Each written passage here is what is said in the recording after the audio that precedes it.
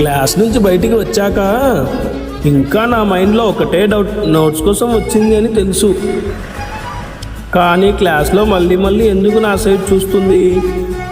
ఇంకా సడన్గా బెంచ్ నుంచి లేచింది. అది ఎందుకు? ఆ మూమెంట్లో నాకు మాత్రం ఒకటే ఫీలింగ్, తను నా దగ్గరికి మాట్లాడడానికి వచ్చిందేమో అని.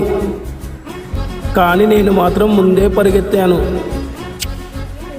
ఇప్పుడు ఆలోచిస్తే కొంచెం ఓవర్గా రియాక్ట్ అయ్యానా అనిపించింది. ఇంట్రోవర్ట్ మైండ్ కదా, ఇదే ప్రాబ్లం. జరగని స్టోరీ కూడా మైండ్లో క్రియేట్ చేస్తుంది. కానీ ఇంకా ఒకటే డౌట్, తను నిజంగానే నా దగ్గరికి వచ్చిందా, లేదా నేను అనుకున్నట్టు ఏం జరగలేదా? ఆన్సర్ ఇప్పుడే తెలియదు, కానీ ఒకటి ఫిక్స్ చేస్తున్నా. సరే, రేపు స్కూల్కి ముందే వచ్చి తన కోసం నోట్స్ పెట్టేస్తా. ఇంట్రోవర్ట్కి మాట్లాడడం కష్టం, కానీ హెల్ప్ చేయడం ఈజీ.